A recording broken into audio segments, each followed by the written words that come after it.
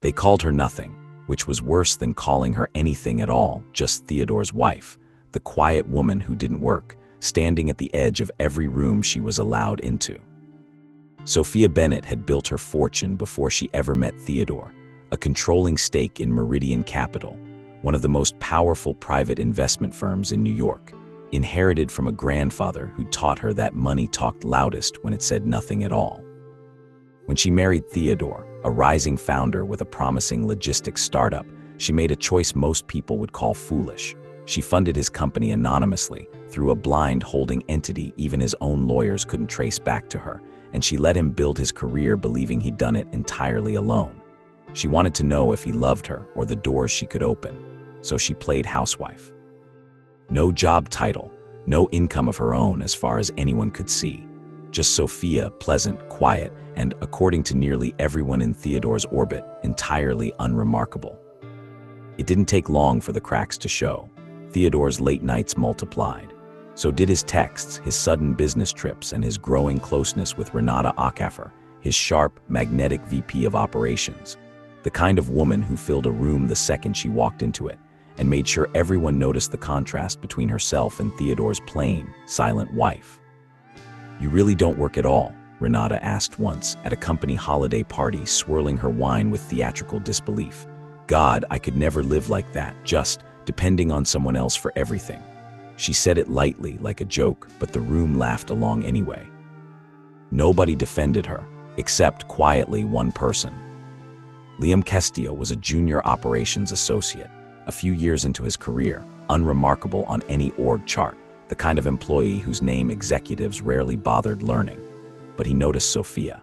He noticed the way she absorbed insults without flinching, the way she thanked the waitstaff by name when no one else did, the way she never once said anything unkind about anyone, even the people who were unkind to her. That night, as Renata's joke landed and the room chuckled, Liam was the one who quietly refilled Sophia's glass and said, "For what it's worth, I think you handle all of this with more grace than anyone else in this room." He didn't know who she really was. He just knew what he saw. It became a pattern. Every gathering, every dinner, every moment Theodore or Renata found a new way to remind Sophia of her apparent uselessness. Liam found some small, unshowy way to counter it. A kind word, a subject changed, a seat quietly saved for her at a table that otherwise would have left her standing. The humiliations kept coming, each one slightly sharper than the last. At a company anniversary dinner, Renata made a toast to the people who actually built this company, pointedly listing names and skipping Sophia entirely, as if she weren't seated 3 feet away. At a family gathering, Theodore's mother remarked in front of a full table that Sophia was lucky Theodore was patient enough to keep a wife who didn't bring much to the table. Theodore laughed along both times. Sophia said nothing, cutting her food with the same steady hand she used for everything else. Liam, seated near the far end of the table on the second occasion, quietly steered the conversation elsewhere before it could go further, a skill Sophia noticed. He seemed to have practiced more than once on her behalf. Meanwhile, Theodore had bigger things on his mind than his wife's feelings. His company was closing in on the deal of his career, a partnership with Callaway Global, a firm everyone in the industry simply called the richest woman's company, run by a legendarily private founder no one in Theodore's circle had actually met. Landing it would make him. He talked about it constantly, at dinner, at parties, in front of Sophia, as though she were a piece of furniture that happened to nod along. "You wouldn't understand the pressure," he told her one night, not unkindly, just dismissively, the way you'd explain something to a child. "This is real business. Numbers, leverage, reputation. It's not exactly your world." "Maybe not," she said quietly. It was, technically, the truth, just not in the direction he meant it. She said little else.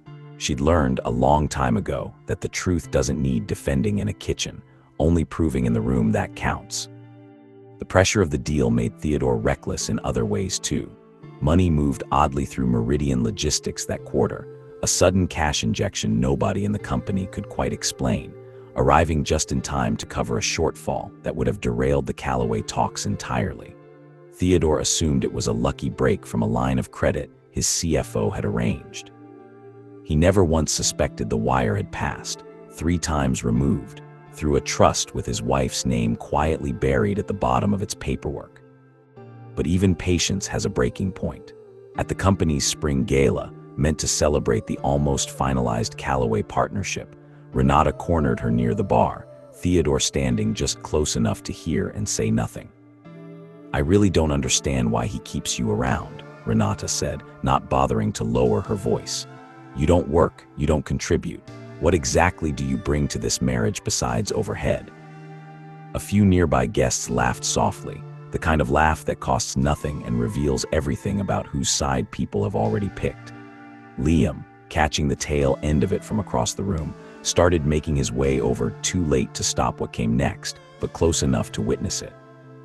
Something in Sophia finally settled instead of folded.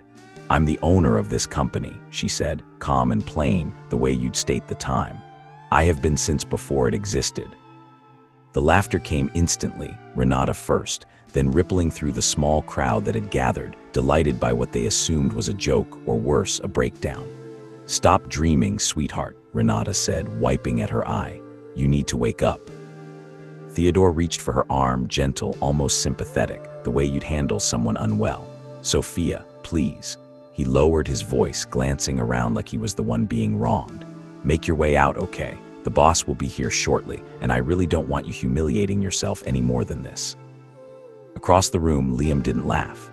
He stood very still, uncertain, watching her with something between confusion and quiet defiance, unwilling to join a joke that didn't sit right with him even though he didn't understand it yet.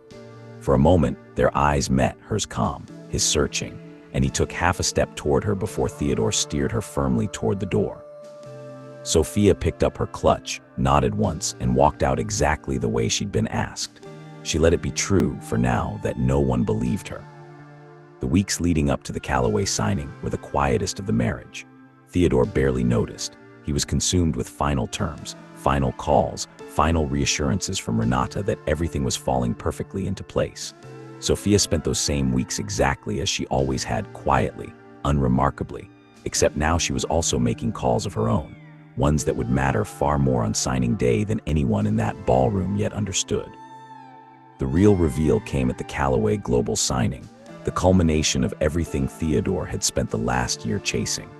He arrived polished and triumphant, Renata on his arm as his plus one, ready to shake hands with a legend he'd never actually met. Sophia arrived through the front entrance, unhurried, dressed exactly as she always was. Theodore spotted her first, his triumphant expression collapsing into confusion.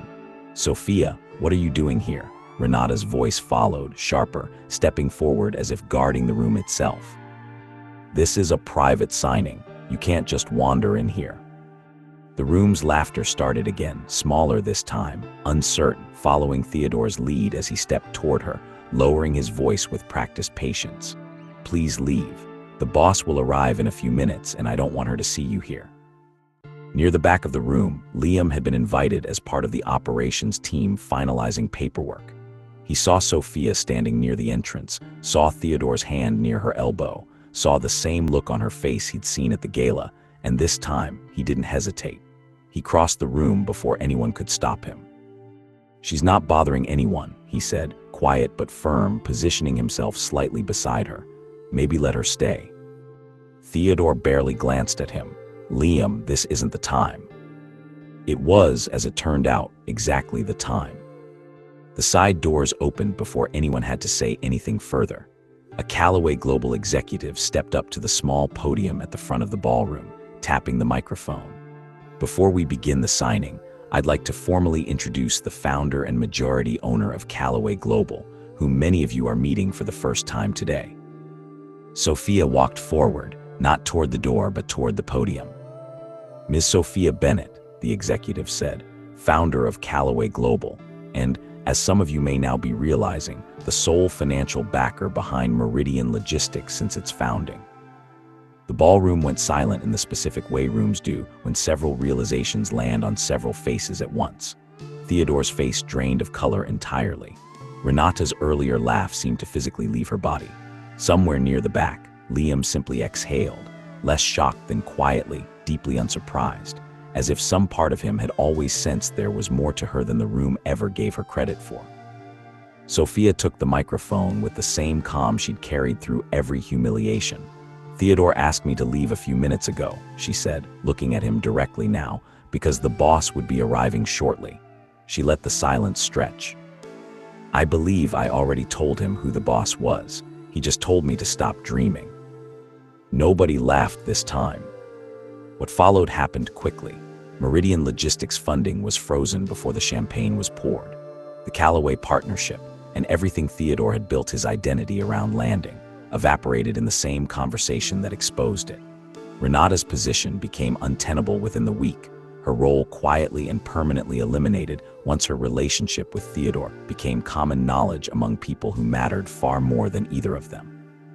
Sophia filed for divorce the following month calmly, without spectacle, in the same tone she'd used to correct a room full of people who'd laughed at her. Theodore called twice, asking to explain, to reconcile, to understand what he hadn't understood for years. She let both calls go to voicemail. There was nothing left to explain that the ballroom hadn't already made clear. Liam found her sometime after, not because he'd finally learned who she was, but because he'd never stopped treating her like she mattered before anyone else confirmed it. Over coffee, months later, in a quiet cafe far from any boardroom, he told her simply, "I still don't care what your last name is. I never did." It was, she realized, the first true thing anyone in that world had said to her in years, offered by someone who'd had every opportunity to say it only after the reveal, and had said it in his own quiet way long before. She'd told them she was the boss. They'd told her to stop dreaming. She never had to dream again. She'd simply been waiting for someone worth waking up for.